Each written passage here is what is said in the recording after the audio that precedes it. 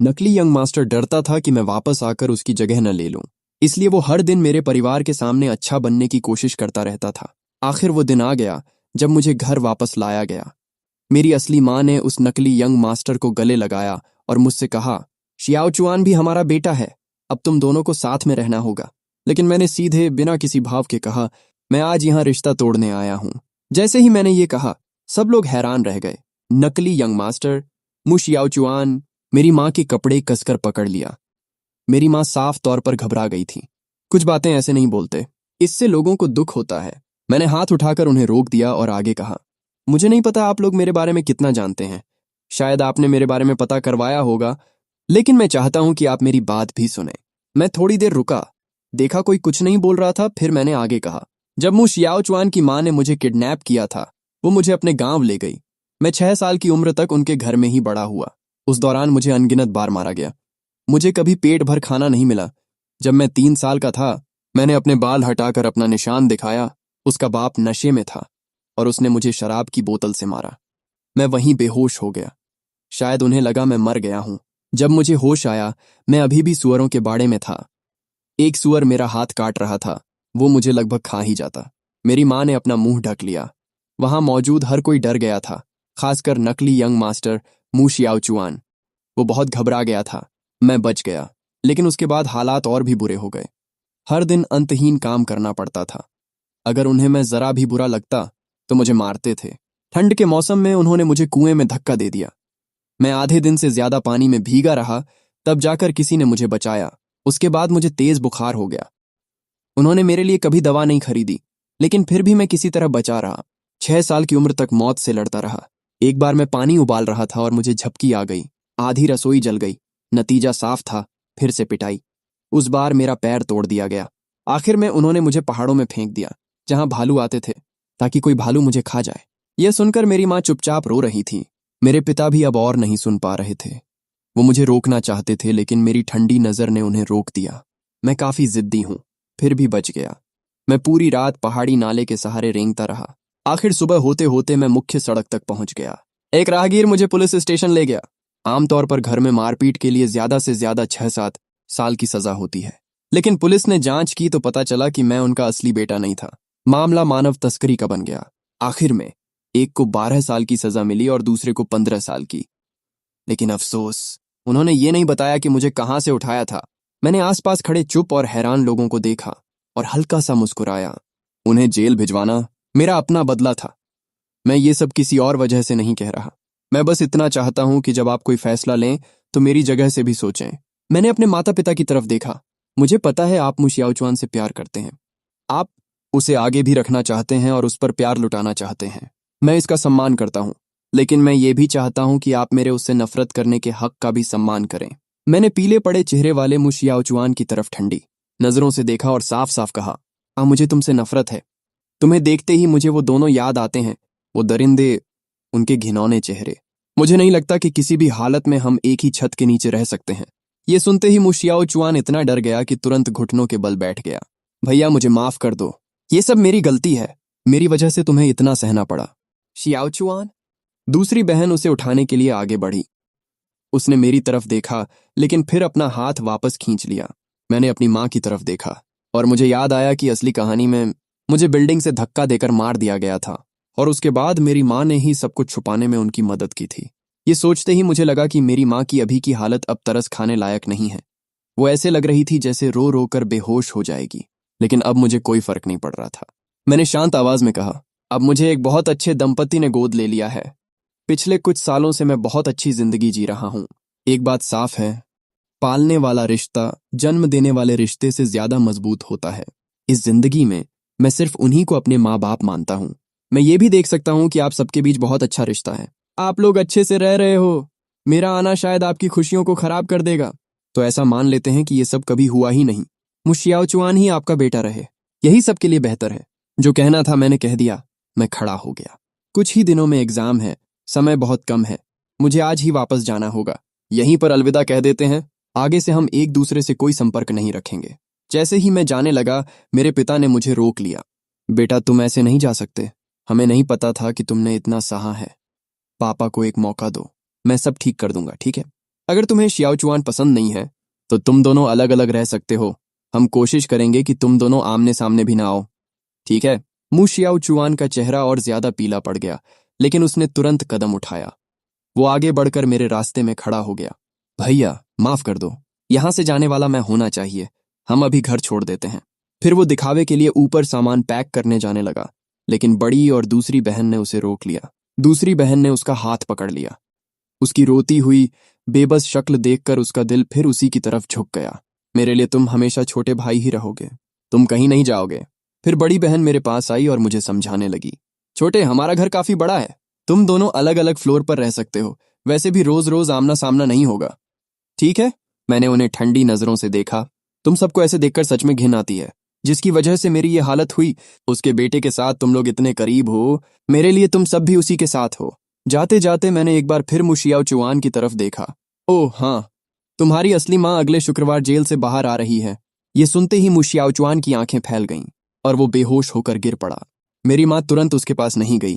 वो भागकर मेरे पास आई और मेरा हाथ पकड़ लिया। तुम इतनी जल्दी क्यों जा रहे हो?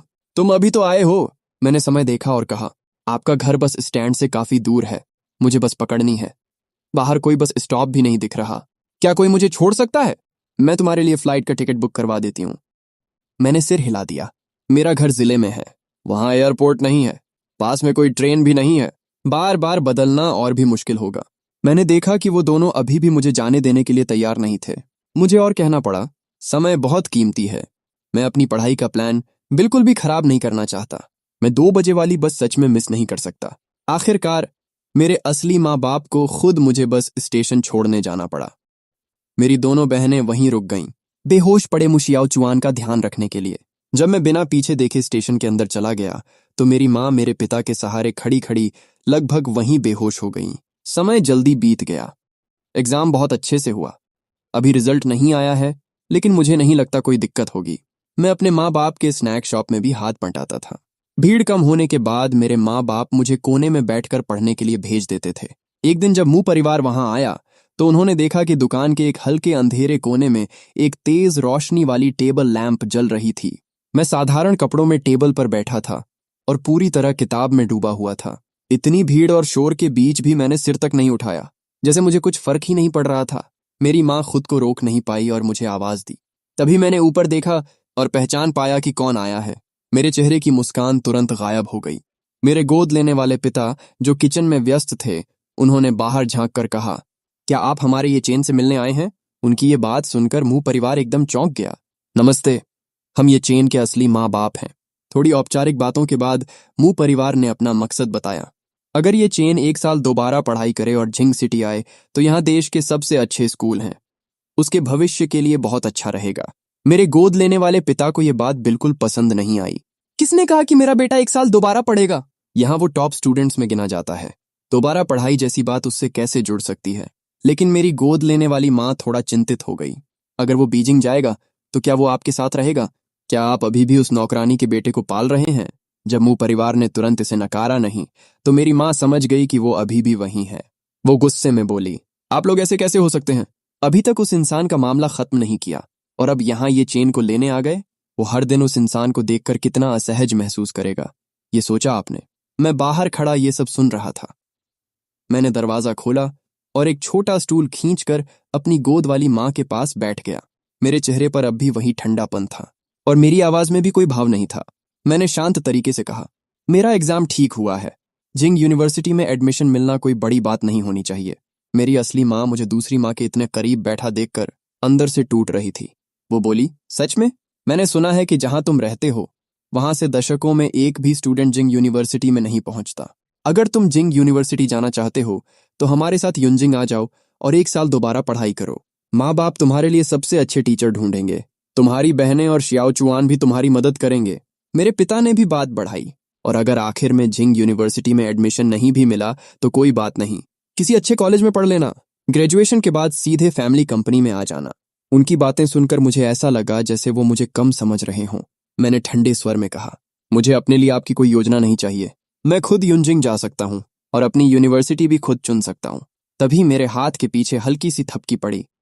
मेरी गोद वाली माँ ने मुझे घूर कर देखा। कैसी बातें कर रहे हो? वो तुम्हारी असली माँ है आखिर। फिर उन्होंने मुंह परिवार से कहा, अभी जो मैंने कहा उसे दिल पर मत लेना, मैं बस ज्यादा बोल देती हूँ। मैंने अपनी असली माँ की हिचकिचाहट देखी। वो फिर से पिघलती हुई लग रही थी। मेरी गोद वाली माँ की नजरें मुझ पर टिकी थीं तो मुझे अपना लहजा थोड़ा नरम करना पड़ा।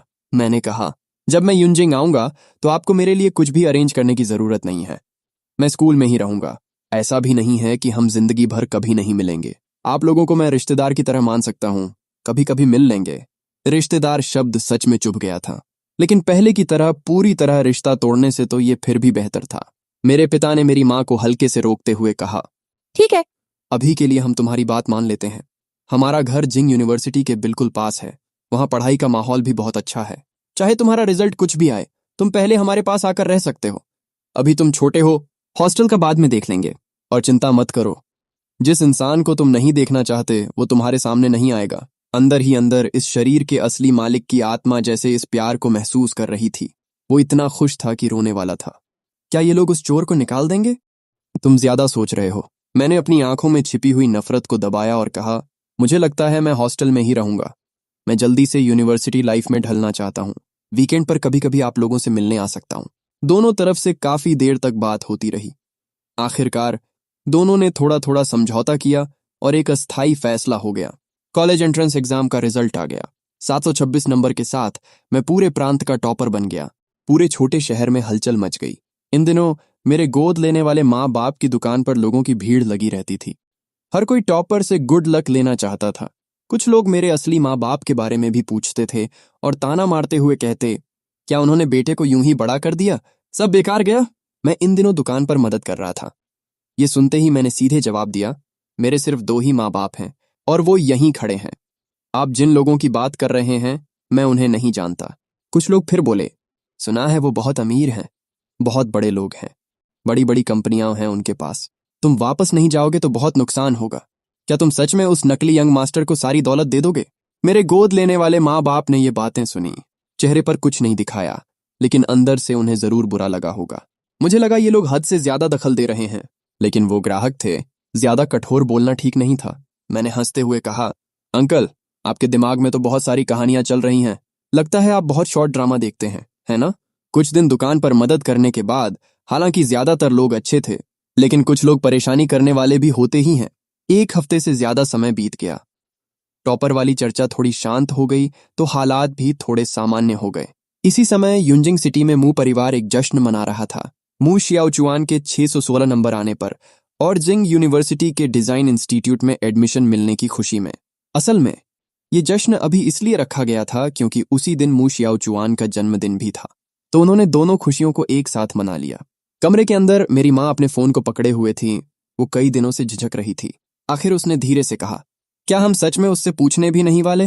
हमें अभी तक ये भी नहीं पता कि यीचेन का एग्जाम कैसा गया। आज उसका जन्मदिन भी है। मैंने उसे बर्थडे विश और रेड एनवेलप भेजा था, लेकिन उसने मैसेज का जवाब नहीं दिया। रेड एनवेलप भी एक्सेप्ट नहीं किया। मेरे पिता ने धीरे से कहा, अभी सही समय नहीं है, थोड़ा रुक जाते हैं, कुछ दिन और इंतजार करते हैं। अभी अभी एग्जाम का रिजल्ट आया है। उस लड़के के मन का गुस्सा अभी कम नहीं हुआ होगा, और ऊपर से शियाओचुआन का रिजल्ट अच्छा आया है, तुलना करने पर उसे और बुरा लगेगा। तुम चिंता मत करो, कोचिंग और ट्यूशन के लिए अच्छे टीचर पहले ही ढूंढ लिए हैं। 1 हफ्ते बाद हम यीचेन को वापस ले आएंगे, तब उसका जन्मदिन भी मना लेंगे। हाँ, ये भी सही है। शियाओचुआन भी पिछले कुछ दिनों से उदास था, अब जाकर उसका मूड थोड़ा ठीक हुआ है। शायद हमें थोड़ा और इंतजार करना चाहिए, कम से कम उसे कुछ दिन और खुश रहने दें। जिंदगी ऐसे ही बिना किसी रुकावट के चलती रही, और फिर कॉलेज चॉइस भरने का समय आ गया। मू परिवार ने फिर से मुझसे संपर्क किया। बड़ी बहन ने तो मुझे फैमिली ग्रुप में भी जोड़ लिया। वो बोली, ये परिवार काफी अजीब है। तुम्हारी बेसिक पढ़ाई कमजोर है, 1 साल दोबारा पढ़ लो। भले ही तुम शियाओचुआन की तरह जिंग यूनिवर्सिटी में ना जा सको, कम से कम कोई यूनिवर्सिटी तो मिल जाएगी। दूसरी बहन ने भी हामी भरी। हाँ, शर्माने की जरूरत नहीं है, एग्जाम खराब हो जाए तो कोई हंसता नहीं है। मू शियाओचुआन भी बोल पड़ा, भैया, भले ही मैं आर्ट्स का स्टूडेंट हूँ, लेकिन मेरे नंबर काफी अच्छे हैं। अगर आपको कुछ समझ ना आए तो आप मुझसे कभी भी पूछ सकते हैं। एक के बाद एक उनकी बातें सच में परेशान करने वाली थीं। जैसे ही मू शियाओचुआन ने बोलना शुरू किया, मैंने बिना 1 सेकंड गंवाए ग्रुप छोड़ दिया। जाने से पहले मैंने एक ताना भी मार दिया, तुम्हारी माँ ने कहा था तुम मुझसे 1 दिन पहले पैदा हुए थे, मुझे भैया मत बुलाओ। ये मासूम बनने का नाटक बहुत घटिया लगता है। बड़ी बहन ने मुझे प्राइवेट मैसेज किया, सॉरी। जब मैंने तुम्हें ग्रुप में जोड़ा तब शियाओचुआन वहीं था। इसलिए मैंने उसे भी जोड़ दिया। वो सच में तुम्हारा मजाक नहीं उड़ा रहा था। मैंने हंसकर नजरअंदाज कर दिया। फिर मेरी माँ का फोन आया। वो बहुत संभल कर मेरे नंबर के बारे में पूछ रही थी। स्यू, मेरी माँ को लगा शायद उसने गलत सुना। मुझे समझ नहीं आया, हर कोई मुझे इतना खराब स्टूडेंट क्यों समझता है। मेरी माँ ने फिर से पूछा, यीचेन, क्या तुमने सच में 700 से ज्यादा नंबर लिए? मुंह परिवार से बात करना ऐसा लग रहा था जैसे ओवर टाइम काम कर रहा हूं, और मुझे ओवर टाइम बिल्कुल पसंद नहीं था। मैंने सीधे कहा, हाँ पक्का। आप लोगों को खुद को संतुष्ट करने के लिए इतना कुछ करने की जरूरत नहीं है। मैं जल्द ही ट्रिप पर जा रहा हूं। जब तक बहुत जरूरी बात ना हो, स्कूल शुरू होने से पहले मुझसे संपर्क मत करना। ये कहकर मैंने फोन काट दिया। तभी एक हल्की सी परछाई सामने आई। वो इस शरीर के असली मालिक की आत्मा थी। उसने धीरे से कहा, तुमने उन्हें ऐसे कैसे मना कर दिया?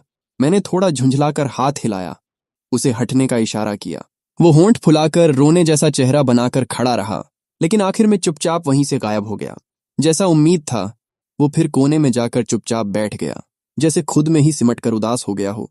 इस बार मुझे लेने सिर्फ मुंह कपल ही नहीं, बड़ी बहन भी आई थी। उसने बड़े प्यार से मेरा सामान उठाने में मदद की। फिर मेरे गोद लेने वाले माँ बाप को भी इज्जत से गाड़ी में बैठने के लिए कहा। लेकिन मैंने अपनी सावधानी बिल्कुल कम नहीं की। ऐसी घटिया कहानियों में लोग पागलपन की हद तक जाते हैं।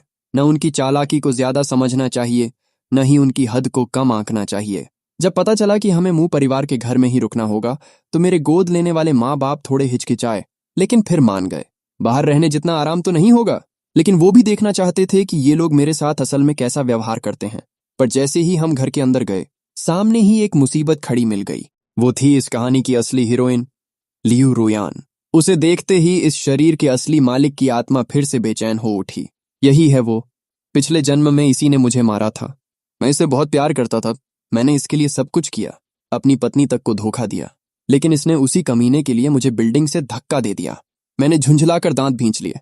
ये मेल लीड और मुंह परिवार सच में कितने पागल थे। मैंने अभी कुछ किया भी नहीं था कि मेरे पास खड़ा ये भूत ही पहले पागल हो गया।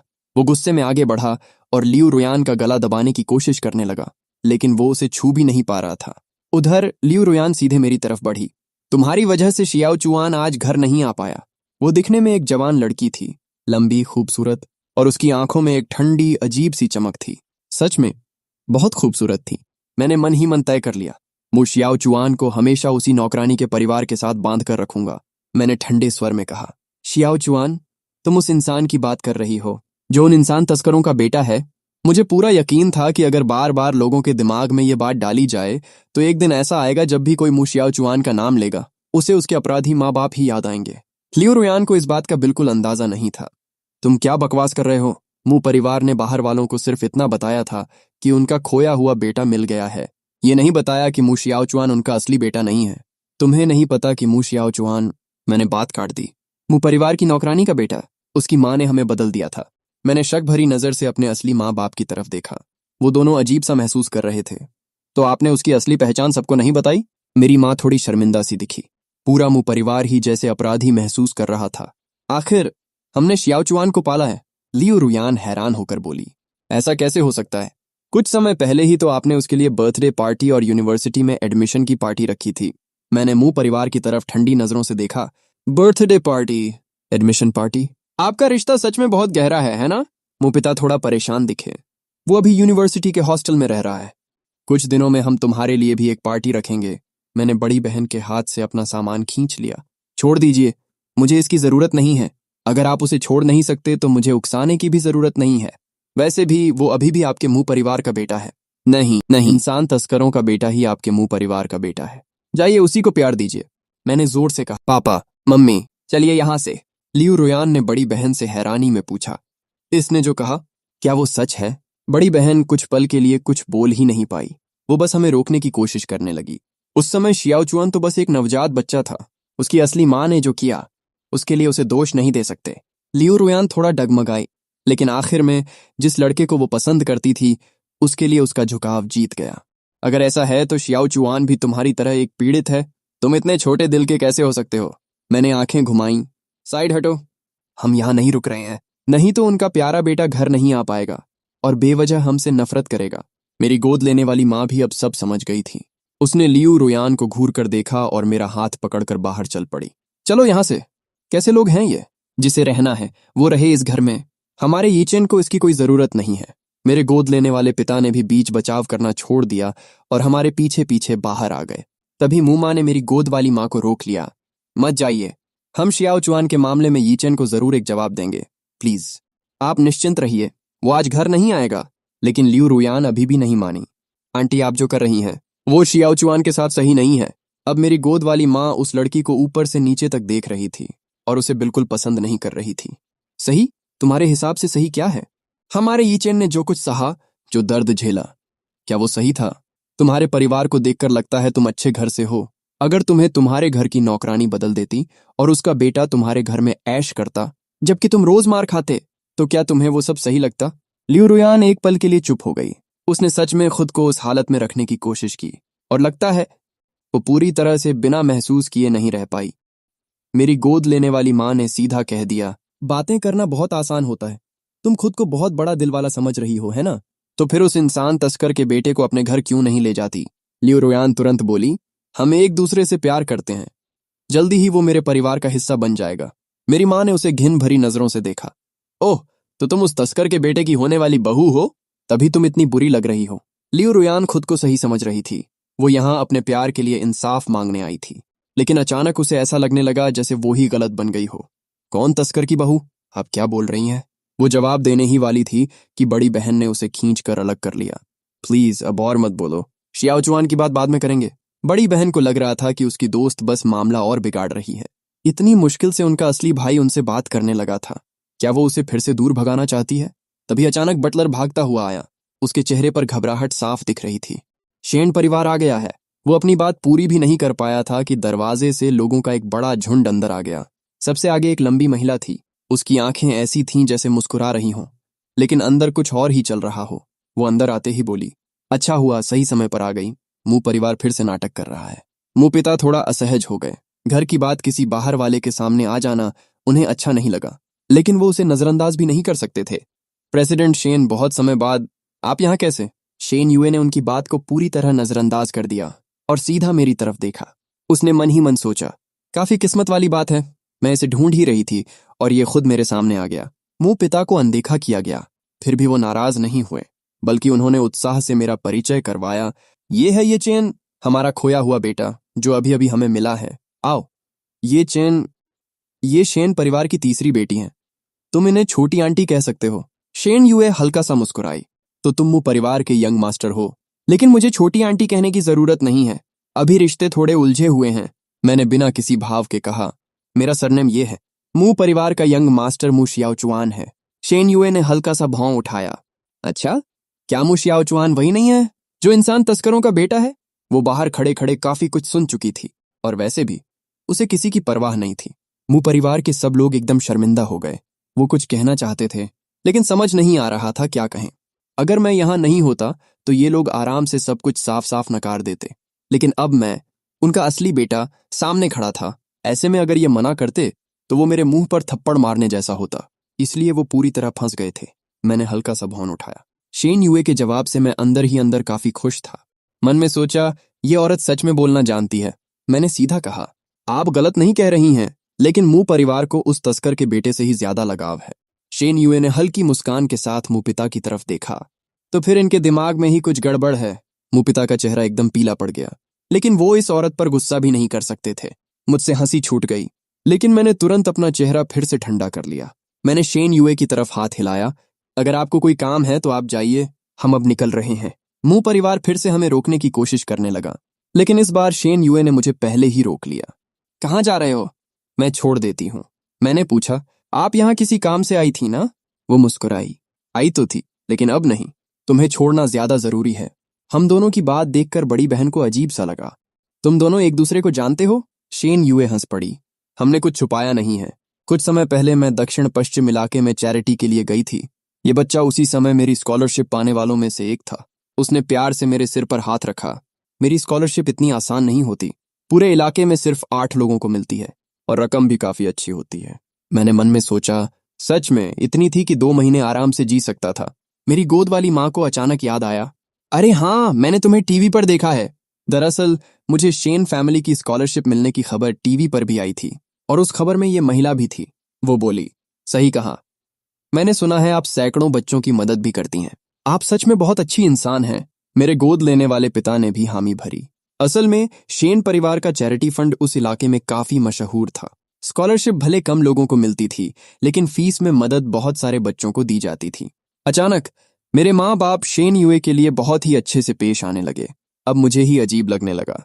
इस कहानी की सबसे बड़ी विलन मेरे सीधे साधे माँ बाप की नज़र में एक अच्छी इंसान बन गई थी। मुझे पता था शेन परिवार का ये दान पुण्य असल में नाम और फायदे के लिए भी होता है, लेकिन फिर भी मैं इस औरत के सामने अपनी सावधानी कम नहीं करने वाला था। हालांकि लिफ्ट मिल रही थी, ये अच्छा था। यहाँ टैक्सी लेना भी काफी महंगा पड़ता। आखिर में मुंह परिवार बस खड़ा देखता रह गया और मैं वहां से शेन यूए के साथ निकल गया। फोन पर आए मैसेज को देखकर मैं कुछ पल के लिए चुप हो गया। ये इंसान एक साथ मेरे माँ बाप से बात भी कर रही है और मुझे मैसेज भी कर रही है। देख रहा हूं तुम्हारा अपने माँ बाप के साथ रिश्ता इतना बुरा नहीं है। वो वही लोग नहीं हैं जिन्होंने तुम्हें किडनैप किया था, है ना? मैंने जवाब दिया, नहीं। ठीक है, तो उनका अच्छे से ख्याल रखना। मैंने मन ही मन सोचा, मैंने इससे कुछ मांगा भी नहीं था। हम एक शानदार लॉबी में दाखिल हुए, चेक इन किया और सीधे टॉप फ्लोर के स्वीट में पहुंचे। मेरे गोद लेने वाले माँ बाप अभी भी हैरान खड़े थे। ये चेन, क्या ये वही कमरा है जो टीवी ड्रामा में दिखाते हैं? वो प्रेसिडेंशियल स्वीट जिसकी एक रात की कीमत हजारों में होती है। मेरी माँ हर चीज को नएपन से देख रही थी। वो कुछ छूने की हिम्मत भी नहीं कर रही थी।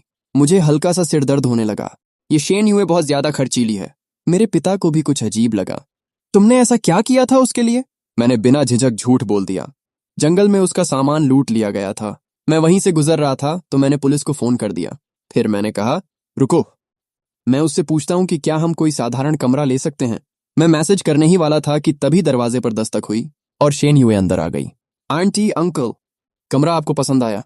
मेरी माँ थोड़ी झिझकते हुए बोली, प्रेसिडेंट शेन, हमारे लिए कोई साधारण कमरा भी ठीक है।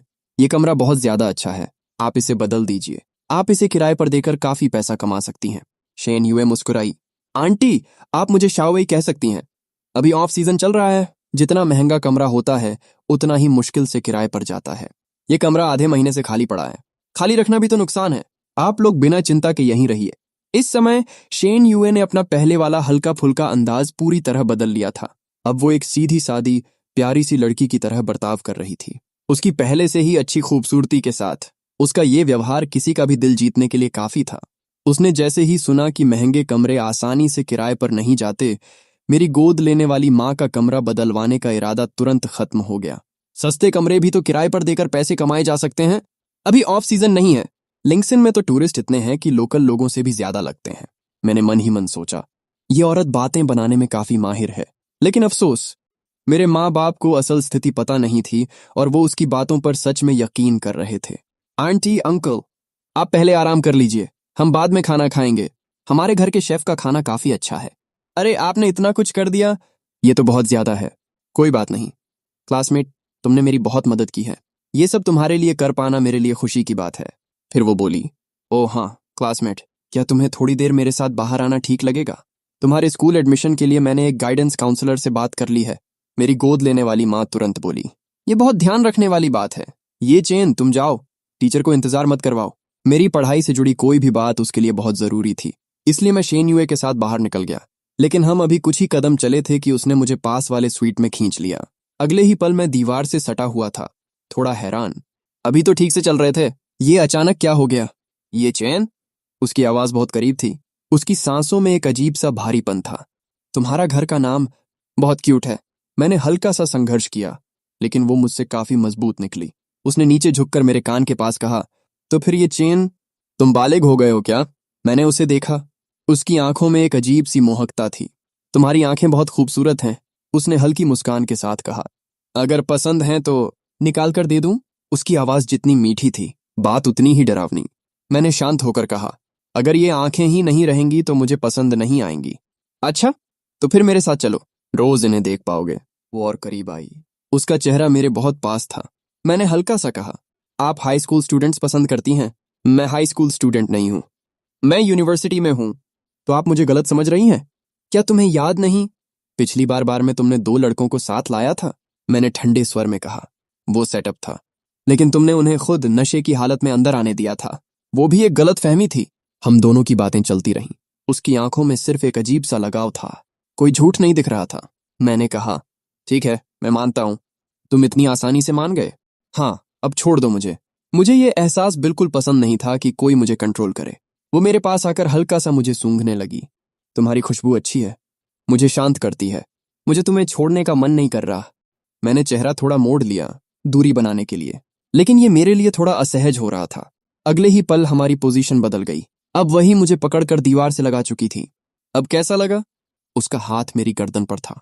मैंने बिना किसी भाव के कहा, तो प्रेसिडेंट शेन, क्या आप मेरा यौन उत्पीड़न कर रही हैं? अगर कर रही हूं तो पुलिस बुलाओगे? लेकिन शायद तब तक बहुत देर हो चुकी होगी। उसकी हरकतें और बढ़ती जा रही थीं। शेन युए ने मुझे देखा और फिर भी मेरे चेहरे पर कोई भाव नहीं पाया। आखिरकार उसने हाथ छोड़ दिया। क्या तुम्हें नहीं लगता कि तुम थोड़ा बहुत ज्यादा गंभीर और कठोर हो? मैंने कहा, मैं हमेशा से ही ऐसा ही हूं, थोड़ा बोरिंग सा। मैंने अपने कपड़े ठीक किए। तुम हमें खाने पर ले जाने वाली थी ना? चलो चलते हैं। खाना सच में अच्छा और आरामदायक रहा। कहना पड़ेगा, उपन्यास में शेन युए को भले ही विलन के तौर पर दिखाया गया था, लेकिन एक बड़े बिजनेस पर्सन के रूप में अगर वो चाहती तो किसी भी स्थिति को बहुत अच्छे से हैंडल कर सकती थी। उसकी इमोशनल इंटेलिजेंस भी काफी मजबूत थी।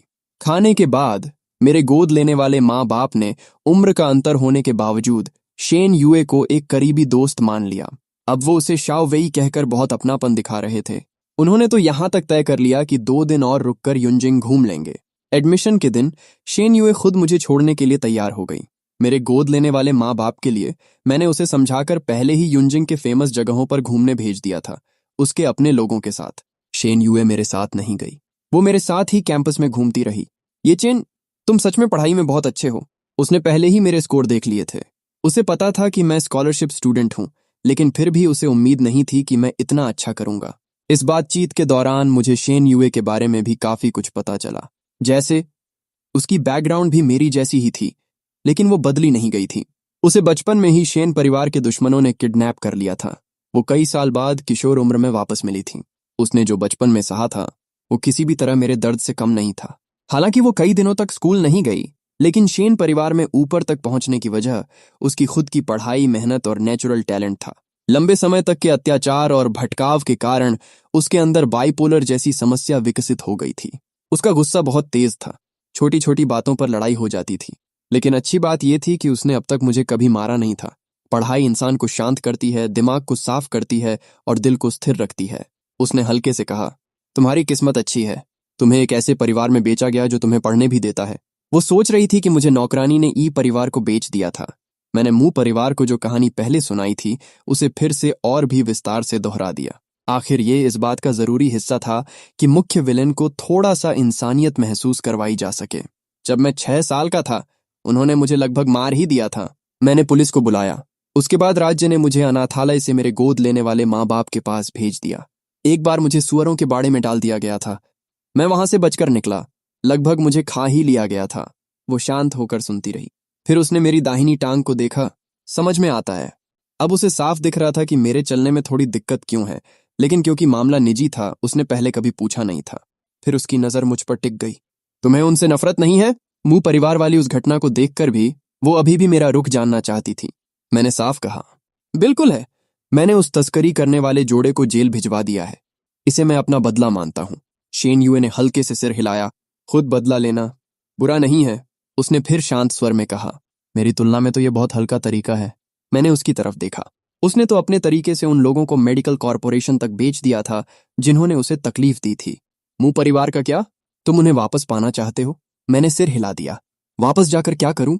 उन्हें मु शियाओचुआन के साथ खुश होते हुए देखूं? बहुत घिन आती है। वो मुस्कुराई। तो क्या तुम मु शियाओचुआन को मुंह परिवार से निकालना चाहते हो? अलायंस जल्द ही शुरू होने वाला है। ये सब कहानी में बाद में होता है। उसने हल्के से कहा, अगर चाहो तो मुझसे मदद मांग सकते हो।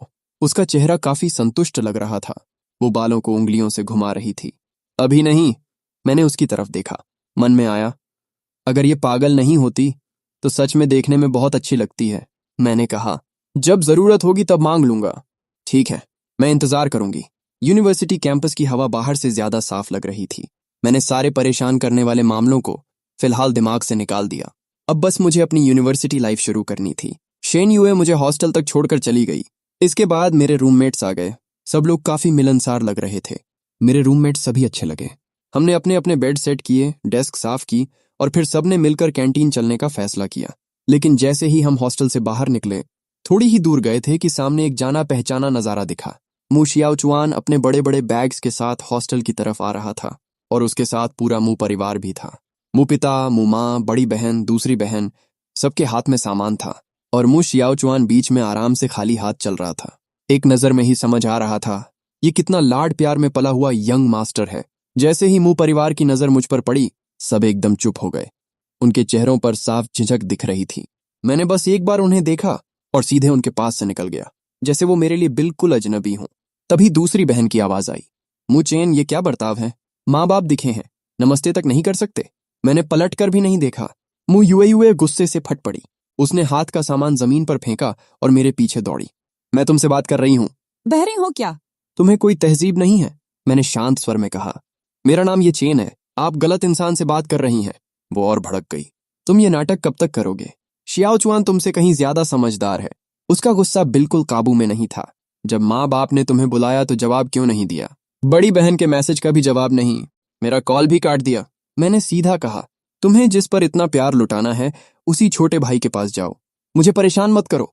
उसका चेहरा एकदम सख्त हो गया। इस वक्त उसे कुछ ऐसा कहना चाहिए था, कौन तुम्हें परेशान करेगा, या इतना खुद को मत समझो। लेकिन ना जाने क्यों मेरी आंखों में देखते ही उसके दिमाग में एक घायल बच्चे की तस्वीर आ गई, जिसे बेरहमी से पीटा जा रहा था।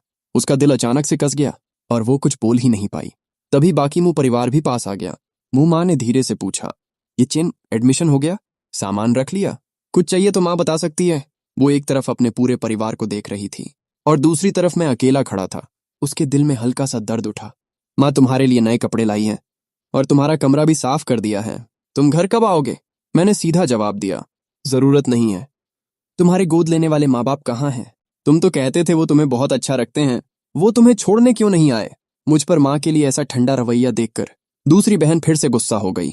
उसकी आवाज अजीब सी हो गई। मैंने बिना भाव के कहा, वो आए थे। और मैं मुंह युए युए को देखते हुए चुप हो गया, जैसे आगे कुछ कहने का कोई मतलब ही नहीं था। अभी कितने बजे हैं? वो लोग तो काफी देर पहले ही वापस जा चुके हैं। बड़ी बहन मुंह यूलू ने पूछा, ये चेन, तुम्हें किसी चीज की जरूरत है? हम अभी जाकर ले आते हैं। मैंने ठंडे स्वर में कहा, मुझे कुछ नहीं चाहिए। अगर और कुछ नहीं है तो मुझे परेशान मत करो। जाकर उस इंसान तस्कर के बेटे के साथ ही रहो। मेरी बात सुनते ही मू शियाओचुआन घबरा गया। वो नहीं चाहता था कि स्कूल शुरू होते ही लोग उसके बारे में बातें करें। छोटे भाई, ऐसी बातें मत करो। मैं हंस पड़ा। पिछली बार बड़ा भाई कहना तुम्हें गंदा लग रहा था, अब छोटा भाई बोल रहे हो, ये तो और भी ज्यादा घटिया लग रहा है। मैंने सीधा कहा, मैं कौन सी झूठी बात कर रहा हूँ, सब सच ही तो है। मैंने उसके महंगे कपड़ों और सजे धजे लुक को देखा और कहा, वैसे तुम्हारी असली माँ तुमसे मिलने आई क्या? वो अभी अभी जेल से निकली है, कहीं जाने की जगह भी नहीं है। मैं थोड़ा और करीब गया। तुम्हें थोड़ा बहुत उसका फर्ज नहीं निभाना चाहिए? आखिर उसी की वजह से तुम्हें 18 साल की ऐशो आराम की जिंदगी मिली है। बस करो। मू शियाओचुआन ने घबराकर मेरे आसपास खड़े लोगों की तरफ देखा। प्लीज अब मत बोलो। मैंने उसकी आंखों में देखकर कहा, सुन लो, अगर तुम्हें अपना ये यंग मास्टर वाला स्टेटस बचाना है तो स्कूल में मुझसे दूर रहना। अगर सामने भी पड़ जाओ तो ऐसे दिखाना जैसे मुझे जानते ही नहीं हो। मैं उसके कान के पास झुककर धीरे से बोला, और सबसे अच्छा ये होगा कि तुम मुंह परिवार को भी संभाल लो। सबको बोल दो मुझसे दूर रहें। तुम लोगों को देखकर ही मुझे चिढ़ होती है। अगर तुमने मुझे परेशान किया तो मैं भी स्कूल में हंगामा करने से पीछे नहीं हटूंगा और ऐसा माहौल बना दूंगा कि तुम यहां रह भी नहीं पाओगे। मेरी आवाज में सीधी और छुपी दोनों तरह की धमकी थी, लेकिन मेरे चेहरे पर कोई बदलाव नहीं था। मैंने हाथ हिलाया, मेरे दोस्त इंतजार कर रहे हैं, मैं अब तुम लोगों से बात नहीं कर रहा। ये चेन। मुमा मुझे रोकने वाली थी, लेकिन मू शियाओचुआन ने ही उसे रोक लिया। माँ, आप मुझे छोड़ने नहीं आई थी? उसकी आंखों में आंसू भर आए थे, जैसे उसे बहुत बड़ा दुख मिला हो। मुंह माँ का दिल फिर से पिघल गया। जब तक वो उसे समझाती रही तब तक मैं काफी दूर जा चुका था। मेरे एक रूममेट ने पूछा, भाई चेन, ये लोग कौन थे? मैं हल्का सा मुस्कुराया।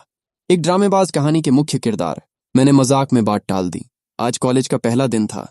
मैं नहीं चाहता था कि कोई भी चीज मेरा मूड खराब करे। मेरे गोद लेने वाले माँ बाप युनजिंग में 2 दिन घूमे और आने जाने में उन्हें तय समय से 2 दिन ज्यादा लग गए। मुझे तो बाद में पता चला कि उन 2 दिनों में शेन युए उनके साथ ही रही और उन्हें छोड़ने भी खुद आई थी। इसके अलावा उसने उनके लिए फ्लाइट टिकट भी बुक कर दिए और प्राइवेट कार का इंतजाम किया ताकि वो प्रांतीय राजधानी से सीधे घर पहुंच सकें। मैंने सोचा था, मेरे माँ बाप इतने सीधे साधे हैं, वो दूसरों को तकलीफ देना पसंद नहीं करते, तो ये सब देखकर वो जरूर घबरा जाएंगे। लेकिन जब मैं उन्हें छोड़ने गया तो देखा कि दोनों बहुत खुश थे। बार बार शाओ वेई कहकर उसे बड़े प्यार से बुला रहे थे। जाते जाते उन्होंने शेन यूए को अपने घर आने का न्योता भी दे दिया। सिर्फ कुछ ही दिनों में मेरे सीधे साधे माँ बाप और शेन यूए के बीच एक अजीब सा अपनापन बन गया था। प्लेन उड़ गया और आसमान में गायब हो गया। अचानक मुझे थोड़ा खालीपन महसूस हुआ। इतनी जल्दी घर की याद आने लगी। आज शेन यूए ने चश्मा पहना हुआ था, पतले फ्रेम वाला, जिससे वो और भी ज्यादा सलीकेदार लग रही थी। मैंने उसकी तरफ देखा। मेरे माँ बाप के लिए जो कुछ तुमने किया उसके लिए धन्यवाद। सच में बहुत बहुत धन्यवाद। वो हल्के से मुस्कुराई। सिर्फ बोलने से काम नहीं चलेगा, कोई असली एक्शन भी है, उसने चश्मा ठीक करते हुए कहा। ये चेन, तुम कुछ करने वाले हो या नहीं? मैंने थोड़ी देर सोचा। मैं तुम्हें खाना खिला सकता हूं। फिर थोड़ा हंसकर बोला, लेकिन मैं तो एक गरीब स्टूडेंट हूं, बहुत महंगी जगह अफोर्ड नहीं कर सकता। कॉलेज के पास एक छोटा सा रेस्टोरेंट है, अगर तुम्हें ठीक लगे तो। मुझे कोई दिक्कत नहीं है, चलो। हम कॉलेज के पास एक ग्रिल्ड फिश वाले छोटे से रेस्टोरेंट में गए। जगह छोटी थी, लेकिन खाने का स्वाद बहुत बढ़िया था। मुझे भी हाल ही में इसके बारे में पता चला था। हम दोनों एक कोने में बैठ गए। मैंने पूछा, तुम्हें खाने में कुछ परहेज है? वो बोली, मेरा पेट थोड़ा कमजोर है, तीखा नहीं खा सकती, और मुझे सोया वाली चीजें पसंद नहीं है। मैंने सिर हिलाया। ठीक है। मुझे अच्छा लगा कि उसने सीधे सीधे बता दिया। कुछ भी चलेगा कहकर टाल नहीं दिया। जो इंसान साफ बात करता है वो जिद्दी इंसान से हमेशा बेहतर होता है। रेस्टोरेंट में लोगों की आवाजाही लगी हुई थी। चारों तरफ शोर था। ज्यादातर आसपास के कॉलेज के स्टूडेंट्स ही थे। हमारी टेबल पर एक यूनिवर्सिटी स्टूडेंट और एक शहर की खूबसूरत लड़की। ये कॉम्बिनेशन ऐसा था कि लोग बार बार देख कर जा रहे थे, लेकिन मेरे चेहरे पर कोई फर्क नहीं पड़ा। मुझे इस बात की बिल्कुल परवाह नहीं थी कि लोग क्या सोचेंगे। शेन यूए ने मुझे देखा और कहा, तुम्हें डर नहीं लगता कि तुम्हारे क्लासमेट्स देख लेंगे? फिर हल्का सा मुस्कुराई। मेरे साथ दिखोगे तो लोग कुछ भी सोच सकते हैं, जैसे कि तुम मेरे शुगर बेबी हो। उसकी आवाज में छेड़ने वाला अंदाज था, जैसे वो मेरा रिएक्शन देखना चाहती हो। लेकिन मैंने बिल्कुल ध्यान नहीं दिया। उस वक्त मैं मछली के कांटों से जूझ रहा था। मैंने कहा, मुझे लगता है हमारा कॉलेज काफी अच्छा है। यहाँ के लोग इतने फालतू नहीं होते। जो लोग यहाँ आए हैं वो सब टॉप स्टूडेंट्स हैं। अगर कुछ गॉसिप भी दिख जाए तो बस एक बार देखकर आगे बढ़ जाएंगे। ज्यादातर लोग खुद से फैलाने नहीं जाते। मैंने आराम से आगे कहा, और वैसे भी हम दोनों खुलकर साथ बैठकर खा रहे हैं। कोई भी नॉर्मल इंसान यही सोचेगा कि हम रिश्तेदार हैं या कुछ ऐसा। शेन यूए ने हल्का सा सिर हिलाया। इतना आसान नहीं होता। लोग वही मानते हैं जो उन्हें सही लगता है। मैंने कंधे उचकाए। उन्हें जो बोलना है बोलने दो। मेरे सामने तो नहीं बोलेंगे तो मुझे फर्क नहीं पड़ता। अगर सच में फर्क पड़ा तो मैं पुलिस बुला लूंगा। मैंने एक टुकड़ा मछली का उठाया जिसमें कम कांटे थे और उसकी तरफ बढ़ाया। ये लोगी?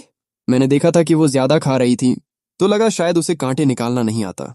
शेन यूए एक पल के लिए चौंकी, फिर उसने प्लेट ले ली। खाना खत्म होने तक बीच बीच में थोड़ी बातचीत होती रही, लेकिन ज्यादातर मैं ही बोल रहा था। मैं उसे अपने गांव की ग्रिल्ड फिश के बारे में बता रहा था। कैसे वो तीखा नहीं खा सकती तो सिचुआन हॉटपॉट मिस कर देगी, और हमारे छोटे से ढाबे की खास डिश के बारे में भी।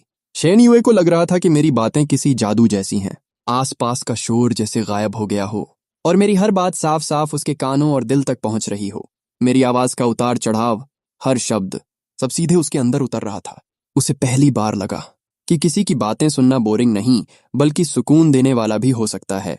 उसके शरीर और दिमाग दोनों को अजीब सी शांति मिल रही थी, इतनी कि जैसे वो कभी भी सो सकती हो। जो लड़की सालों से नींद की बीमारी से जूझ रही थी, जिसे बिना दवाई के नींद नहीं आती थी, उसके लिए यह एहसास किसी चमत्कार से कम नहीं था। खाना खत्म होने के बाद हम बाहर निकल आए। शेन यूए ने पूछा, आज तुम्हारी क्लास है? मैंने सच सच कहा, नहीं। तो मेरे साथ चलो। ये कहकर उसने बिना मेरा जवाब सुने ही मेरा हाथ पकड़ लिया और मुझे सीधे गाड़ी में बैठा दिया। मेरे मन में भी थोड़ा जानने की इच्छा थी, इसलिए मैंने मना नहीं किया, लेकिन मैंने ये नहीं सोचा था कि वो मुझे अपने अपार्टमेंट ले जाएगी। जब मुझे कुछ गड़बड़ लगा तब तक देर हो चुकी थी। शेन यूए मुझे सीधा लिफ्ट में खींच कर ले गई। मैंने उसे देखा और कहा, शेन यूए, मैं अभी अभी बालिग हुआ हूं, तुम इतनी भी बेरहम नहीं हो ना। मुझे अब पछतावा हो रहा था कि मैंने उसके साथ चलते वक्त अपनी सावधानी थोड़ी ढीली कर दी थी। मुझे लगा था तुम मुझे अपना दोस्त मानते हो। जैसे ही हम अंदर आए उसने मुझे सीधे बेड पर धक्का दिया, अपने जूते उतारे और खुद मेरे ऊपर आकर लेट गई। कोई आवाज मत करना और मुझे छूना मत। उसने मुझे कसकर पकड़ लिया। बस थोड़ी देर। मैंने हल्का विरोध किया तो उसने कहा, जिद्दी होना समझदारी नहीं होती। मैंने आखिरकार खुद को ढीला छोड़ दिया और जैसा मैंने सोचा था वैसा ही हुआ। शेन यूए ने कुछ भी गलत नहीं किया। थोड़ी ही देर में मेरी बाहों में उसकी सांसें धीरे धीरे शांत होने लगीं। वो सच में सो गई थी। मैं हैरान था, ये कैसी इंसान है। वो मुझे इतनी कसकर पकड़े हुए थी कि मैं हिल भी नहीं पा रहा था। अजीब है, ये दिन में भी सो सकती है तभी अचानक असली मालिक की आत्मा फिर से सामने आई। मैंने कहा था ना, शेन युए को बहुत गंभीर नींद की समस्या है। वो दिन में मुश्किल से 2-3 घंटे ही सो पाती है। ये चेन, लगता है तुम्हारे अंदर कोई अजीब सी ताकत है जिससे उसे नींद आ जाती है। मैंने मन में सोचा, मैं खुद ऐसा इंसान हूं जिसे अगर नींद पूरी ना मिले तो बहुत चिड़चिड़ा हो जाता हूं। मेरे लिए नींद खाने से भी ज्यादा जरूरी है, और जो इंसान दिन में सिर्फ 2 घंटे सो पाता हो उसके लिए ये सच में बहुत दुख की बात है। क्या मैं सच में किसी को सुला सकता हूं? ये अभी साबित होना बाकी था, क्योंकि ये चीज कहानी में पहले कभी नहीं थी। अब अगर मैं यहां से निकलने की कोशिश करता तो मुझे जोर लगाना पड़ता और वो जाग भी सकती थी। मैंने सोचा, अगर ये भी मेरी तरह नींद टूटने पर गुस्से में आ गई तो मेरे लिए मुसीबत खड़ी हो सकती है। इसलिए मैंने फैसला किया, शांत रहना ही बेहतर है। मैंने भागने का ख्याल छोड़ दिया और आंखें बंद करके सो गया। करीब 2 घंटे बाद मेरी नींद खुली। शेन युए मेरी गाल पर उंगली से हल्का हल्का टच कर रही थी, बिल्कुल छोटे बच्चे की तरह। मैंने उनींदी आंखों से उसे देखा और पूछा, कितने बजे हैं? 4 बज गए। मैं उठने ही वाला था कि उसने फिर से मुझे दबा दिया। ये चैन, किसी लड़की के बेड पर ऐसे आराम से सोकर उठते हो? क्या तुम्हें लगता है कि तुम बिना कुछ हुए ऐसे ही चले जाओगे? उसकी सांसें मेरे करीब थीं, लेकिन मैं अभी भी थोड़ा नींद में था। फिर भी नींद अच्छी हुई थी, इसलिए मुझे चिड़चिड़ापन नहीं हो रहा था। मैंने शांत होकर पूछा, तो तुमने कुछ किया क्या? मैंने अपने कपड़ों की तरफ देखा, फिर उसके कपड़ों की तरफ। थोड़े अस्त व्यस्त थे, लेकिन सब बिल्कुल सामान्य था। मैंने हल्का सा सिर तिरछा किया। स्पष्ट है, कुछ भी नहीं हुआ। फिर मैंने कहा, और वैसे भी तुमने खुद कहा था कि मुझे छूना नहीं। तुम इतनी आसानी से मेरी बातों पर यकीन कर लेते हो? शेन युए के होंठ मेरी गर्दन के पास आ गए। वो हल्के से वहां छूते हुए बोली, तुम्हें नहीं पता, किसी लड़की की बातों पर भरोसा नहीं करना चाहिए, खासकर एक खूबसूरत लड़की की। उसकी बातों से मेरा शरीर हल्का सा सिहर गया। मैंने उसे दूर धकेलने की कोशिश की, लेकिन मैं उसे हिला तक नहीं पाया। जब हटाना ही नहीं था तो मैंने कोशिश भी छोड़ दी। सच कहूं तो मैं इतना घबराया भी नहीं था। उल्टा मैंने आराम से एक जम्हाई ले ली। अंदर से मुझे लग रहा था कि शेन युए कुछ गलत नहीं करेगी। वो देख रही थी कि मैंने बस 2-3 सेकंड हल्का सा विरोध किया और फिर पूरी तरह शांत हो गया। वो रुक गई और खुद को ऊपर उठाकर बोली, तो तुम ऐसे ही सब होने दोगे? मैंने सीधा जवाब दिया, और कर भी क्या सकता हूं? मैंने उसकी आंखों में देखते हुए कुछ देर बाद कहा, मैं तुमसे लड़ाई में जीत नहीं सकता। मैं तो लंगड़ा हूं, पीटी क्लास से भी छूट मिली हुई है। तुम जैसी गुंडी से लड़ने की ताकत नहीं है मेरे पास। वो थोड़ा हैरान हुई, तो तुम ऐसे ही हार मान लोगे? मैंने शांत होकर कहा, नहीं, मैं तरीका सोच रहा हूं, दिमाग से काम लेना पड़ेगा। तो सोच लिया? मैंने कहा, हाँ। शेन युए ने भौं उठाई। बताओ, मैंने बिल्कुल सीधे स्वर में कहा। प्लीज मुझे जाने दो। बोलने का तरीका ऐसा था जैसे मैं कोई साधारण चीज ऑर्डर कर रहा हूं, ना कोई डर ना कोई घबराहट। वो हल्का सा मुस्कुराई। ठीक है, तुमने मुझे खुश कर दिया। अब तुम मुझसे मिन्नत कर रहे हो, तो यही तुम्हारा तरीका है? हाँ, प्लीज। वो बोली, तुम्हें छोड़ना नामुमकिन नहीं है, लेकिन एक शर्त है। बताओ। मेरा बॉयफ्रेंड बन जाओ। उसके कपड़े हमेशा की तरह ठीक से बंद नहीं थे। मेरी नजर अनजाने में उसके गले से नीचे की तरफ चली गई। सच कहूं तो मैं पहले से ही उसे अपने प्लान में शामिल करने वाला था, लेकिन मैंने नहीं सोचा था कि वो खुद इतनी जल्दी आगे बढ़ेगी। असली मालिक ने कहा था कि वो फ्लर्ट करती है। क्या ये वही है? मुझे उसके अंदर थोड़ा सा लगाव भी महसूस हो रहा था, लेकिन बहुत हल्का। असली मालिक की आवाज फिर आई, सावधान रहना। मुझे ये सब थोड़ा असहज कर रहा था। मैंने साफ कहा, मैं अभी मानना नहीं चाहता। हम इतने करीब भी नहीं हैं। वो हल्का सा झुकी। तो फिर करीब किसे कहते हैं? उसकी आवाज धीमी हो गई। क्या हमें अभी यहीं और करीब हो जाना चाहिए? उसकी आवाज जैसे किसी खतरनाक फुसफुसाहट की तरह मेरे कानों में गूंजी, और उसका हाथ, जो अब तक शांत था, धीरे धीरे हद पार करने की कोशिश करने लगा। चेन, तुम्हें पता है? शेन युए की आंखों के कोने लाल हो गए थे। उसकी आवाज इतनी तेज और खतरनाक थी जैसे वो किसी को टुकड़ों में काट देगी। पूरे झिंगशी में कोई भी आदमी ऐसा नहीं है जो मुझे मना करने की हिम्मत करे। साइड में खड़ा असली मालिक तो पहले ही डर के मारे कांप रहा था। लेकिन अजीब बात यह थी कि मैं, जो इस डेमन क्वीन के सामने खड़ा था, मुझे जरा भी डर नहीं लग रहा था। उल्टा मुझे उसकी ये ओवर पावर्ड सीईओ वाली बात सुनकर हल्की हंसी आ रही थी। लेकिन मैंने किसी तरह खुद को रोक लिया, क्योंकि अगर मैं इस वक्त हंस पड़ता तो मामला सच में खराब हो सकता था। मैंने शांत और नरम आवाज में कहा, तुम ऐसे प्रपोज करोगी तो कोई भी मान जाए, वो दिल से नहीं होगा। तुम मुझे रिस्पेक्ट नहीं करती तो मैं तुम्हें पसंद नहीं कर सकता। वो बोली, मुझे फर्क नहीं पड़ता तुम चाहो या नहीं, तुम बस मेरे हो। मैंने उसकी आंखों में देखते हुए कहा, लेकिन तुम मुझे पसंद करती हो तो तुम चाहती हो कि मैं भी तुम्हें पसंद करूं, है ना? चाहे थोड़ा ही सही, लेकिन है। मुझे नहीं पता ये कब शुरू हुआ, लेकिन मुझे यकीन था वो मुझे सच में थोड़ा सा पसंद करती है। पसंद करना सिर्फ तुम्हारे साथ सोना नहीं होता, पसंद करने का मतलब है तुम्हें सच में पसंद करना। मेरी आंखों में साफ दिख रहा था। मुझे पूरा यकीन है कि तुम मुझे पसंद करती हो। शेन युए एक पल के लिए चुप हो गई, फिर खड़ी हो गई और मुझे छोड़ दिया। लेकिन उसके शब्द अभी भी वैसे ही थे। ये चेन, तुम काफी नार्सिसिस्टिक हो। मैं आखिरकार उठकर बैठ गया और उसके आंख के कोने को छूते हुए बोला, पहली बात, ये नार्सिसिज्म नहीं है, लेकिन हाँ, मुझे खुद से बहुत प्यार है। दूसरी बात, अगर हम रिलेशनशिप में भी आए तो मैं किसी का नहीं बनूंगा, सिर्फ खुद का रहूंगा। वो थोड़ी नाराज होकर बोली, तुम मुझे जवाब दे रहे हो? मैंने सीधा कहा, हाँ, दे रहा हूं। और अगर मैं तुमसे लड़ सकता तो अभी लड़ भी लेता, जब तुम मुझे परेशान कर रही थी। जैसे उसने पहले मेरे गाल को छुआ था, मैंने भी उसके गाल को हल्के से छुआ। शेन युए, मैं तुमसे नहीं डरता। बस फिर क्या था? उसका गुस्सा एकदम बढ़ गया। वो कुछ तोड़ने ही वाली थी, कुछ भी, बस मुझे छोड़कर।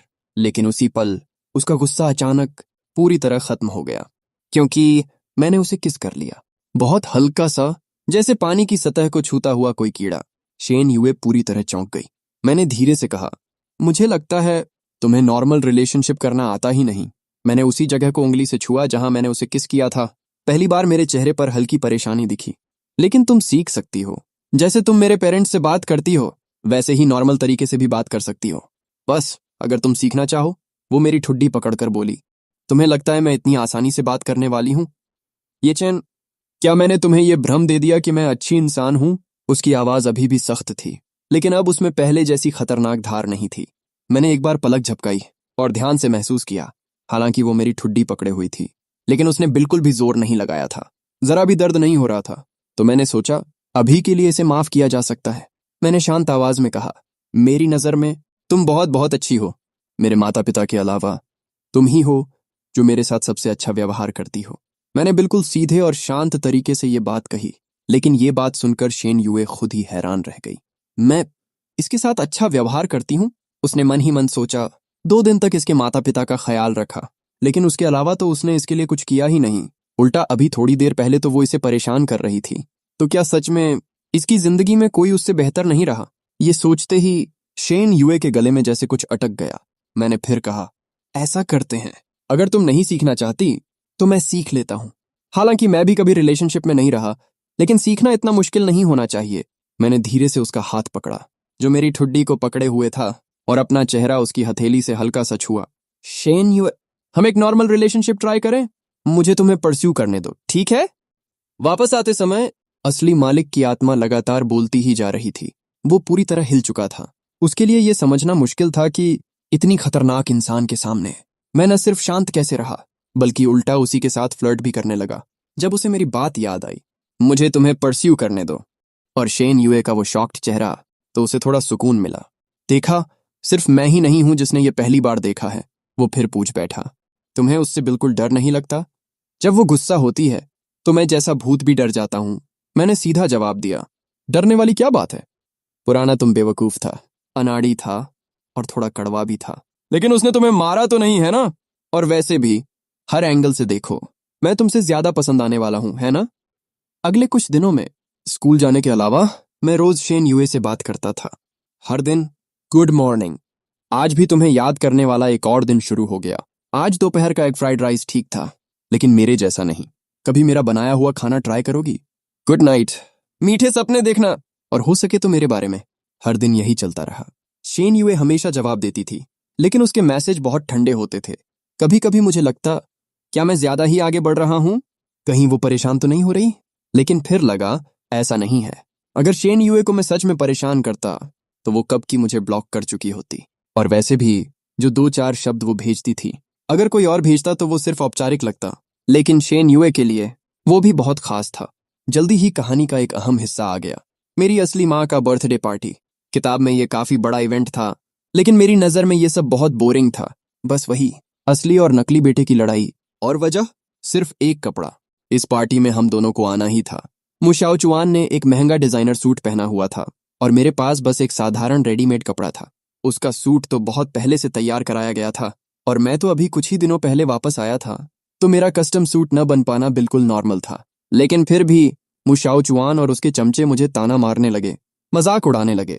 मुझे याद है, असल कहानी में मैंने गुस्से में उसका कपड़ा फाड़ दिया था, और फिर उसने सफेद कमल जैसा मासूम बनकर ऐसा ड्रामा किया था कि मेरी इज्जत पूरी तरह गिर गई थी। सबको लगने लगा था कि मुँह परिवार का नया बेटा बदतमीज है, तमीज नहीं है और लोगों के सामने दिखाने लायक भी नहीं है। मैंने इस बार ध्यान से सोचा, मुझे फैमिली ड्रामा करने में कोई खास दिलचस्पी नहीं है, तो शायद इस बार कपड़े फाड़ने वाली घटना नहीं होगी। लेकिन पिछली बार मैंने मुंह शाओचुआन को थोड़ा ज्यादा ही डरा दिया था। अब वो काफी सीधा साधा बन गया था, हमेशा मुझे देखकर रास्ता बदल लेता, कभी खुद से झगड़ा करने नहीं आता। हाँ, ये भी हो सकता है वो कुछ बड़ा प्लान कर रहा हो। हालांकि मुझे शांति मिल रही थी, लेकिन मेरे मिशन के हिसाब से उसका इतना शांत रहना सही नहीं था। मुझे उसे थोड़ा उकसाना ही पड़ेगा। इसलिए जब मुंह परिवार ने मुझे बर्थडे पार्टी के लिए बुलाया तो मैंने तुरंत हाँ कर दी। मुझे पता चला कि मुंह शाओचुआन एक दिन पहले ही घर वापस आ गया है। मैंने सोचा अभी जाकर पंगा लेने का कोई फायदा नहीं है, सीधे पार्टी वाले दिन ही जाऊंगा। उधर मेरी असली माँ मोबाइल में टाइप कर रही थी, ये चैन, क्या तुम थोड़ा पहले आ सकते हो? मैं तुम्हें कपड़े ट्राई करवाने ले जाऊंगी और बाल भी सेट करवा देंगे। लेकिन उसने मैसेज भेजने से पहले ही डिलीट कर दिया, क्योंकि पिछली रात मुंह शाओचुआन ने उसे काफी देर तक रोके रखा था और आज वो उसी के साथ कपड़े लेने जा रही थी। दोनों बेटे एक दूसरे से नहीं बनाते और जब वो एक को टाइम दे चुकी थी तो दूसरे को साथ नहीं ले जा सकती थी। थोड़ा सोचने के बाद उसने बड़ी बहन को बुलाया, जाओ ये चैन को ले आओ और उसे कपड़े भी दिलवा देना। बड़ी बहन ने घड़ी देखी और बोली, मेरा ऑनलाइन मीटिंग है, मैं नहीं जा पाऊंगी, जीबो को भेज देती हूँ। ठीक है, वो और भी अच्छा रहेगा। माँ को अपने होने वाले दामाद पर काफी भरोसा था और उसे लगा कि ये काम किसी लड़के को देना बेहतर है। शाओ जीबो एक टिपिकल अमीर घर का लड़का था। उसे मुंह परिवार की सारी बातें पता थीं, यहाँ तक कि मेरे साथ उनका कैसा व्यवहार है ये भी। इसलिए वो मेरे साथ काफी अच्छा व्यवहार करता था। मुझे भी उससे कोई बुरा फील नहीं था। हाँ, वो मुंह शाओचुआन की तरफ थोड़ा झुकता था, लेकिन फिर भी जब भी कोई गिफ्ट देता तो दोनों के साथ बराबरी रखता। जैसे ही मैं उसकी कार में बैठा, उसने मुझे एक खूबसूरत गिफ्ट बॉक्स दिया। ये तुम्हारे लिए है, पहली मुलाकात का गिफ्ट और तुम्हारे बर्थडे के लिए भी। मैंने कहा, थैंक यू जीबो भैया। मैंने बॉक्स खोला, अंदर एक बहुत ही सुंदर ब्रोच था। मैंने उसे देखते हुए कहा, मुंह शाओचुआन के पास भी ऐसा ही एक है। जीबो भैया, आपकी पसंद सच में बहुत अच्छी है, मुझे ये बहुत पसंद आया। वो मुस्कुराया और बोला, ये पूरी दुकान मेरी है, तुम्हें जो पसंद आए ले लो। फिर वो मुझे सीधे एक रेडीमेड कपड़ों की दुकान में ले गया। दुकान के सारे स्टाफ उसे पहचानते थे। एक एक करके सबने उसे नमस्ते किया। उसने मेरी तरफ इशारा करके कहा, ये मुंह परिवार का नया मिला बेटा है, यूलू का सगा भाई, इसके लिए एक अच्छा आउटफिट निकालो। स्टाफ के मन में चाहे जितनी भी गॉसिप हो, लेकिन उसके सामने बोलने की किसी की हिम्मत नहीं थी। मेरी दोनों जिंदगी मिलाकर मैंने सबसे महंगा कपड़ा भी मुश्किल से 1000 युआन का पहना था, और यहाँ 10,000, लाखों, यहाँ तक कि मिलियन तक के कपड़े पड़े थे। मैं एक पल के लिए सच में कंफ्यूज हो गया, लेकिन फिर मैंने सोचा कोई है जो मेरी मदद कर सकता है।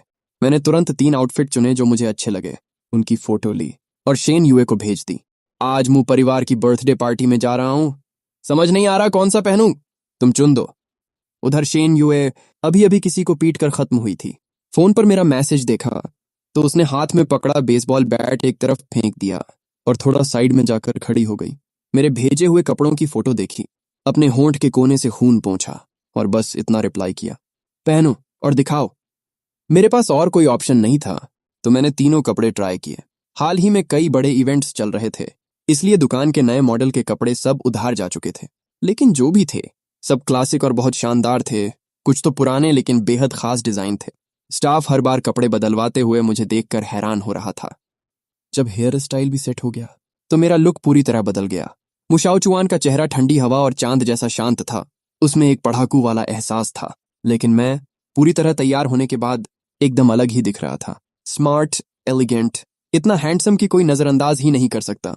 ऐसा लुक जो कहीं भी जाए सबकी नजर खींच ले। ओह माय गॉड छोटे भाई, तुम तो बहुत ही हैंडसम हो, जीबो भैया हैरानी से बोल पड़ा। मैं गारंटी देता हूं पूरे यूनजिंग में तुमसे ज्यादा हैंडसम कोई नहीं मिलेगा। मैंने अपना फोन उसे दिया, एक फोटो ले दो। उसकी फोटोग्राफी भी अच्छी थी और ऊपर से मॉडल भी परफेक्ट। साधारण कैमरा से ली गई फोटो भी ऐसी लग रही थी जैसे किसी प्रोफेशनल फोटोशूट की हो।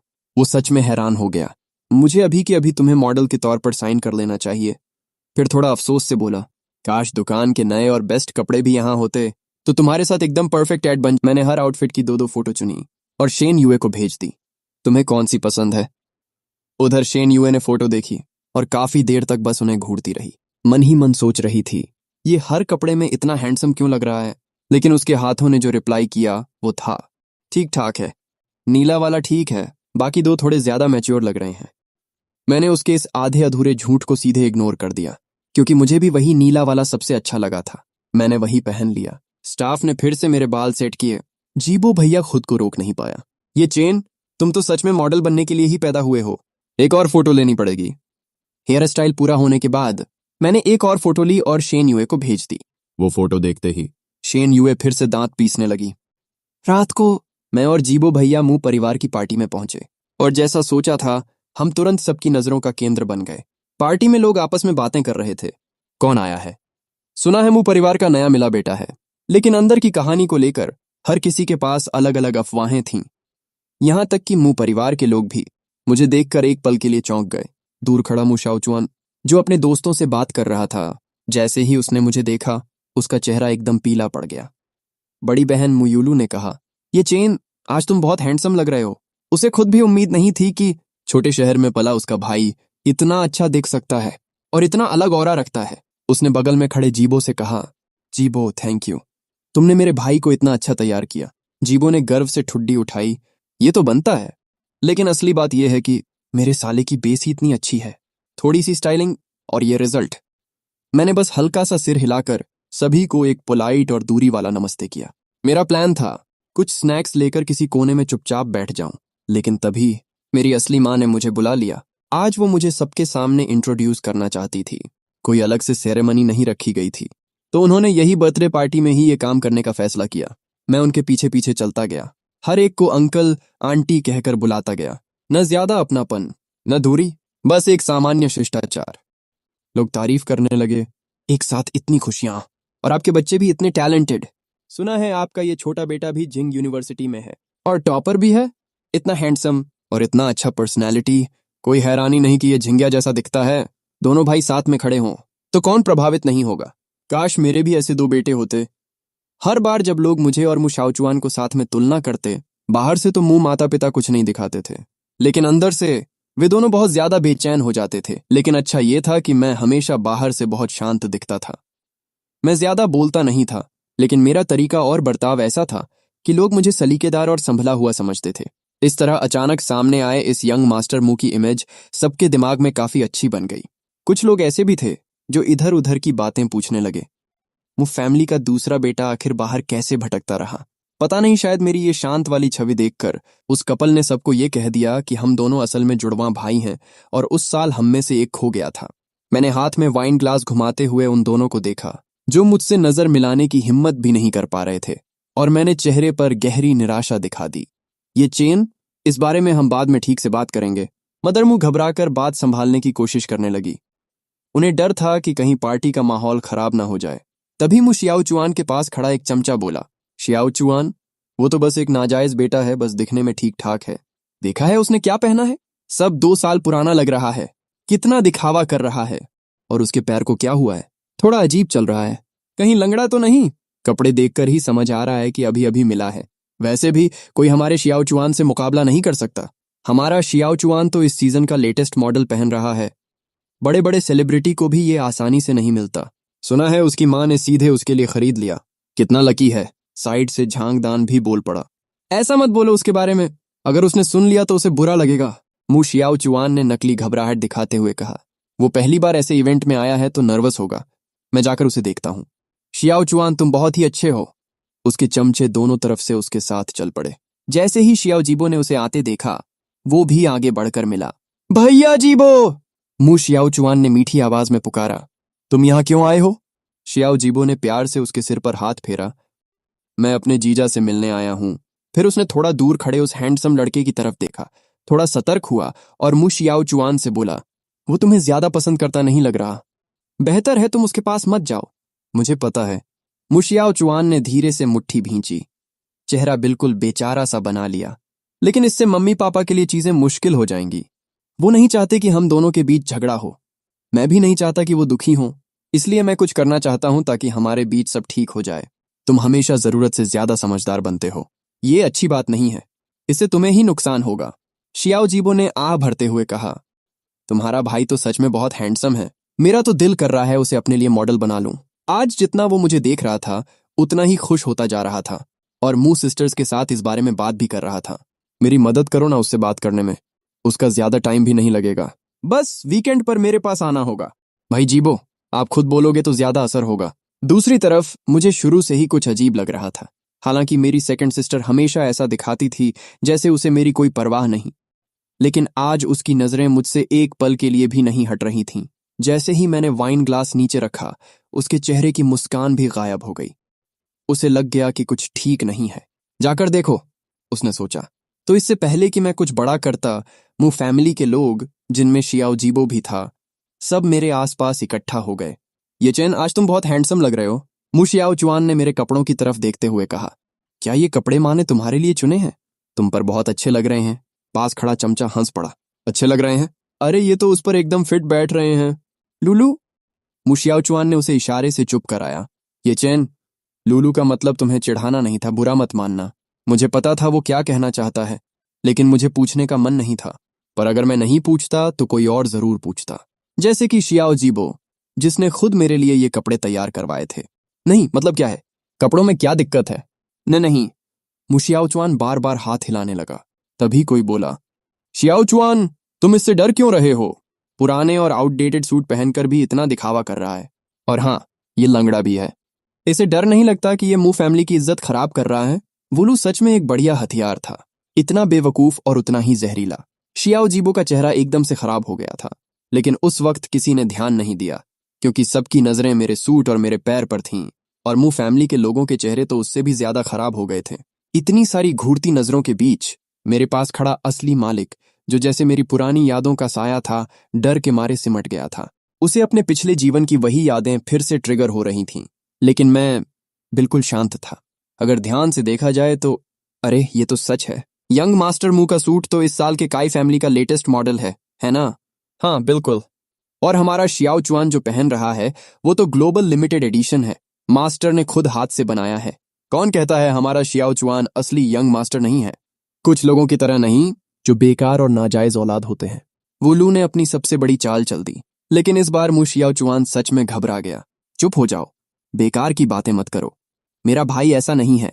उसने तुरंत मुड़कर बेचारे जैसा चेहरा बनाते हुए फादर मुंह की तरफ देखा, जिनका चेहरा पहले ही सफेद पड़ चुका था। डैड, मॉम, मैंने इन्हें ऐसा कुछ नहीं कहा था। ये लोग खुद ही अंदाजा लगा रहे हैं। ओ, तो ये नाजायज बेटा है। अब समझ आया, तभी इसके साथ इतना अलग व्यवहार हो रहा है। मिसेस मू खुद इसे लोगों से मिलवा रही हैं। कितनी खुली सोच है। हाँ, और इसके पैर में भी दिक्कत है ना? चलने से ही पता चल रहा है। अब ये फुसफुसाहटें रुकने वाली नहीं थीं। मैंने शांत खड़े होकर कहा, हाँ मेरे पैर में दिक्कत है। लेकिन ये लंगड़ा क्यों हुआ? इसका जवाब मुझे लगता है मिस्टर और मिसेस मू ही देंगे। मैंने जानबूझकर इंतजार किया, ताकि लोगों की बातें और फैल जाएं। फिर धीरे से बोला, आप लोग मुझे नाजायज का टैग तो नहीं लगाने देंगे, है ना? मेरी आवाज शांत थी, लेकिन इतनी ठंडी कि वहां मौजूद हर इंसान के कानों तक साफ पहुंची। एक पल में पूरा माहौल चुप हो गया। सबको इंतजार था कि अब आगे क्या होगा। नहीं नहीं, ऐसा नहीं है। ये चैन मेरा असली बेटा है। आखिरकार मदर मुंह घबराकर बोल पड़ी। तभी भीड़ में से किसी ने कहा, मिसेस मू, अगर ये जुड़वा भी होते तो भी दोनों में बहुत फर्क है। चेहरे भी बिल्कुल अलग हैं। दूसरा यंग मास्टर तो पहले वाले से आधा सिर लंबा है, और पहला यंग मास्टर ज्यादा गोरा भी है। ध्यान से देखो तो दूसरा वाला आप लोगों से ज्यादा मिलता है। ये सुनकर मुशियाओ चुआन का शरीर हल्का सा डगमगा गया। अब उसे सच में एहसास हुआ कि बात हाथ से निकल चुकी है। वो जल्दी से आगे बढ़ा और मेरा हाथ पकड़ लिया। ऐसी बातें मत करो। मेरा भाई मेरे मम्मी पापा का ही असली बेटा है। भाई तुम डरो मत, मैं सबको समझा दूंगा। इस वक्त मुशियाओ चुआन बिल्कुल एक बड़े भाई की तरह लग रहा था, जो बहादुरी से अपने छोटे भाई को बचा रहा हो। उसका वो पक्का सा एक्सप्रेशन काफी इमोशनल था, लेकिन मैंने उसे पूरी तरह नजरअंदाज कर दिया। मैंने अपना हाथ छुड़ाया और सीधा मदर मुंह की तरफ देखा। मिसेस मू, प्लीज आप सबको साफ साफ बताइए कि मैं आखिर हूं कौन, और मेरा पैर कैसे खराब हुआ। वो जुड़वा वाला बहाना अब मत दोहराइए। आज आपकी माँ का बर्थडे है, क्या तुम्हें आज ही तमाशा करना है? फादर मुंह गुस्से में चिल्ला पड़े, लेकिन ये बोलते ही उन्हें थोड़ा पछतावा भी हुआ, क्योंकि वो भी जानते थे कि इस पूरे मामले में गलती मेरी नहीं है। मैं हल्की ठंडी आवाज में बोला, तमाशा? मैं यहां आने के बाद से मुश्किल से कुछ ही बातें बोला हूं। मैं तो शेन यूए जैसे पागल इंसान से भी नहीं डरता। फिर ये तो मेरे अपने बाप हैं। आप लोग ही तो मुझे उकसा रहे हो, जानबूझकर भड़का रहे हो। क्या आप ही लोग इस बात को और बड़ा नहीं बना रहे? आप अच्छी तरह जानते हो कि मुझे उन इंसानों के बेटे से नफरत है जिन्होंने मुझे बेचा था। फिर भी आप बार बार हमें जुड़वा बताते हो। आपको लगता है मैं चुप रहूंगा क्योंकि मैं बात को बड़ा नहीं बनाना चाहता। आप मुझे इमोशनल करके मजबूर करना चाहते हो ताकि ये झूठ सच बन जाए, ताकि मैं आपके इस नकली बेटे का अतीत कभी सामने न लाऊं। क्या ये सब घिनौना नहीं है? एक इंसान तस्कर के बेटे को अपना बेटा बनाकर पाल रहे हो? इतनी सारी बातें एक साथ सुनकर वहां मौजूद सभी मेहमानों का दिमाग घूम गया। सबको लगा जैसे आज का पूरा ड्रामा एक ही दिन में मिल गया हो। अब इसे समझने के लिए समय चाहिए। इस बार मू शियाओचुआन सच में खुद को संभाल नहीं पाया। उसके पैर कमजोर पड़ गए और वो सीधा लियू रुयान की बाहों में गिर गया। ये क्या बकवास कर रहा है तू? ओलू फिर से बीच में कूद पड़ा। तू इतना जहरीला कैसे हो सकता है? सिर्फ इसलिए कि शियाओचुआन के पास नए कपड़े हैं तू इतना जल रहा है? झूठ फैलाना जुर्म है। सही कहा। हमारा शियाओचुआन ही मू फैमिली का असली यंग मास्टर है। और तू? क्या तूने कभी डीएनए टेस्ट कराया है? कहीं तू खुद ही ठगी करने तो नहीं आया? झांगदान भी पूरे जोश में बोल पड़ा। बस करो। पहली बार मू शियाओचुआन को लगा कि उसके लिए लड़ने वाले लोग ही उसके लिए मुसीबत बन रहे हैं। लियू रुयान को सच्चाई पहले से पता थी, लेकिन मू शियाओचुआन को उस हालत में देखकर वो कुछ बोल नहीं पाई। मेरी नजरें अब भी मू फैमिली पर ही टिकी थीं। तभी फादर मू ने आखिरकार बोलना शुरू किया। लेडीज और जेंटलमैन, ये चेन सच में झिंगिया और मेरा ही असली बेटा है। उनकी आवाज में हल्की चिढ़ थी, खासकर मू शियाओचुआन के दोस्तों की बातों से। लेकिन इतने सालों का रिश्ता होने की वजह से वो मू शियाओचुआन को पूरी तरह गिरते हुए नहीं देखना चाहते थे। तभी किसी ने पूछा, तो फिर मू शियाओचुआन का क्या? और ये इंसान तस्कर का बेटा वाली बात क्या है? मेरी नजरों के दबाव में फादर मू ने सख्ती से कहा, वो बस एक बच्चे की बेकार बातें हैं, उसमें कोई सच्चाई नहीं है।